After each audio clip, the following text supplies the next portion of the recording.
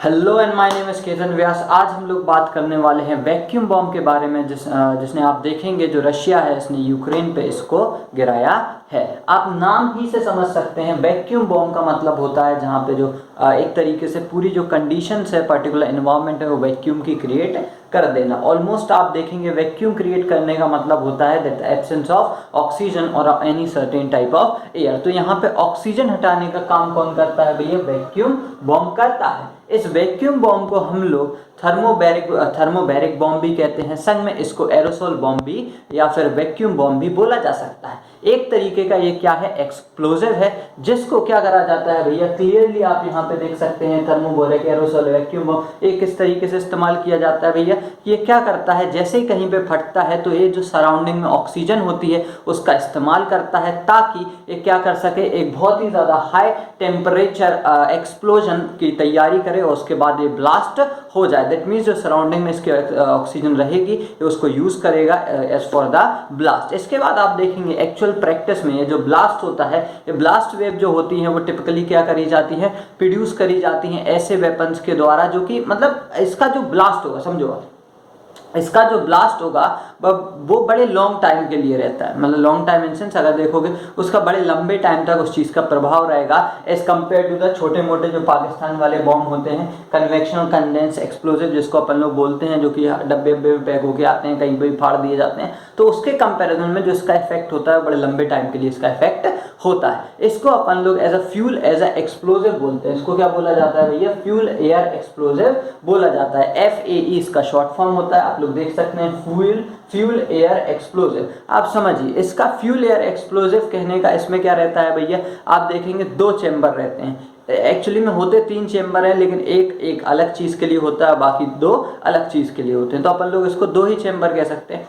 एक रहता है पूरा जिसमें फ्यूल भरा रहेगा। आप देखेंगे इसमें लगभग 25% फ्यूल पाया जाता है। कितना फ्यूल होता है इसमें? 25% इसमें फ्यूल होता है। इसके बाद इसमें 75% ऑक्सीडाइजर डाला जाता है। ऑक्सीडाइजर इसलिए ताकि वो ऑक्सीजन को क्या कर सके? एब्जॉर्ब कर सके। ऑक्सीडाइजर को क्यों डालते हैं भैया? ताकि वो मतलब आसपास की जो ऑक्सीजन है इसको यूज कर सके, मतलब यूज क्या, ब्लास्ट के लिए यूज कर सके, एब्जॉर्ब कर सके। इसको भैया क्या कहते हैं अपन लोग? फ्यूल ऑक्सीडाइजर कहते हैं। फ्यूल ऑक्सीडाइजर में ब्लैक पाउडर भरा होता है। Black powder is a combination of 25% fuel and 75% oxidiser. इतनी बात आई होप आपको समझ में आ गई होगी। आप देखिए जो फ्यूल एक्सप्लोजिव है इसमें क्या रहता है? पहले तो ये क्या होता है? फटता है, ये मतलब बर्स्ट आउट होता है। एक जो इसका कंटेनर रहेगा, जैसे मान के चलो ये बम है, कुछ है मेरे पास नहीं, एक सेकंड, मान के चलो ये बम है ऐसे ही होता, ठीक है, जब बम है ये ऐसा गिर रहा है, किसी भी चीज़ के ऊपर कहीं पे भी गिराते हो तो ऐसा गिर रहा है, तो इसको एक पर्टिकुलर हाइट पे, प्री डिटरमाइंड हाइट पे इसको अपन लोग क्या कर देते हैं? इसको ओपन कर दिया जाता है। मतलब जो फ्यूल वाला पार्ट होता है इसको ओपन कर दिया जाता है। तो क्या होगा, जैसे ये फ्यूल वाला पार्ट ओपन होगा तो जिसके अंदर फ्यूल या जो गैस भरी होगी वो क्या होगी? पूरे साइड में इसके फैल जाएगी। ठीक है, ये 25% जो फ्यूल भरा हुआ है क्या हो जाएगा? इसके पूरे पास में फैल जाएगा। तो इतनी बात समझ में आ गई। पहला फ्यूल वाला चैम्बर क्या हो जाएगा? पूरी तरीके से फैल जाएगा। इसके बाद ये जो फ्यूल फैला है ये इसके चारों तरफ जितनी भी ऑक्सीजन होगी ये उसको क्या कर लेगा? उसके संग में मिक्स हो जाएगा, उसको एब्जॉर्ब कर लेगा, उसको क्या कर लेगा? मिक्स कर लेगा। तो जो अब देखो ये जो क्लाउड है इसके चारों तरफ क्या बना हुआ है? क्लाउड बना हुआ है। ऑक्सीजन को जिसने एब्जॉर्ब कर चुका है पूरी तरीके से। अब रहेगा इसमें सेकेंड वाला, ये वाला चार्ज जो कि एक्सप्लोजिव चार्जेस का होता है। तो ये क्या करेगा भैया? ये एक तरीके से ब्लास्ट करेगा। क्या करेगा? ब्लास्ट करेगा। जो कि सेकंड पार्ट होगा वो क्या काम करेगा? ब्लास्ट करने का काम करेगा। तो इसकी जो वेव होगी वो चारों तरफ बराबरी से फैल जाएगी with high amplitude of radiation. इतना भैया यहाँ पे काम हो जाएगा। आप समझिए अगर ये ब्लास्ट क्या करा जाता है? किसी टनल वगैरह में करा जाता है या फिर किसी बंकर में करा जाए या फिर आप देखें किसी गुफा में करा जाए, मतलब एक ऐसी जगह पे करा जाए जहाँ पे जो जगह होती है वो कन्फाइंड होती है, मतलब एक जगह जो होती है वो फिक्स होती है, तो वहाँ पे समस्या आती है, बहुत ही ज़्यादा खतरनाक हो सकता है। इवन ओपन एयर में क्या होता है? पूरी ऑक्सीजन को तो एब्जॉर्ब कर नहीं सकता है, पूरी अर्थ को तो वैक्यूम बना नहीं देगा, लेकिन जो अलग टनल जैसा जो पार्ट है, डब्बे जैसे पार्ट में अगर कहीं ब्लास्ट करा जाता है तो बहुत ही खतरनाक हो सकता है। लोग मतलब पर्टिकुलर जितने भी लोग होंगे वहां पे मारे जा सकते हैं due to the absence of oxygen. इतनी बात आपको समझ में आ गई होगी।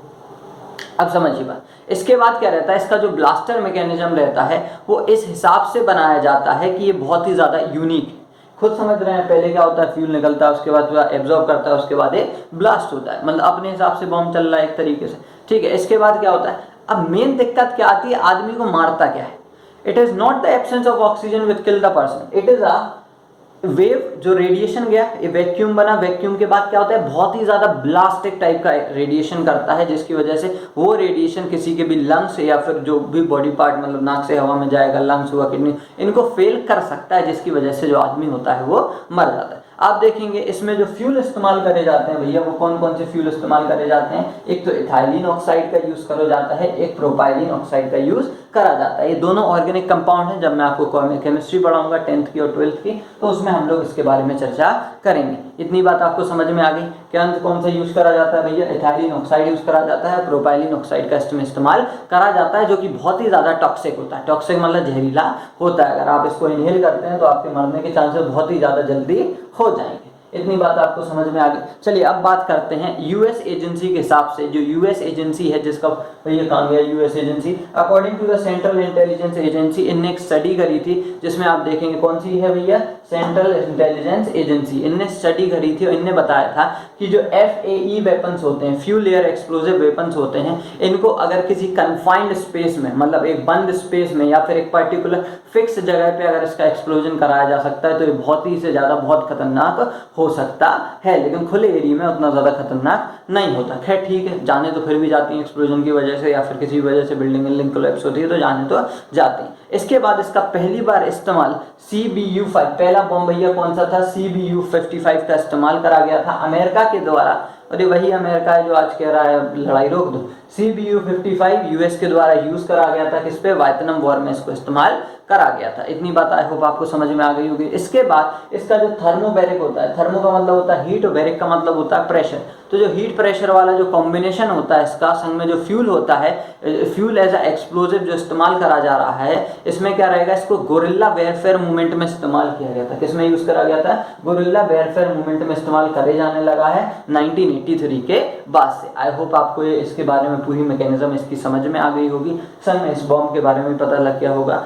Pray for the Ukraine, pray for the Russia, दोनों लोग अपना अपना मैटर शांति से सुलझा लें, ताकि वर्ल्ड वॉर के इफेक्ट ना, मतलब कंडीशंस वर्ल्ड वॉर की ना बने, क्योंकि वॉर से सबको, ना सिर्फ रशिया और यूक्रेन को है, बल्कि पूरे दुनिया को इस चीज़ से घाटा है। Thanks for watching this video.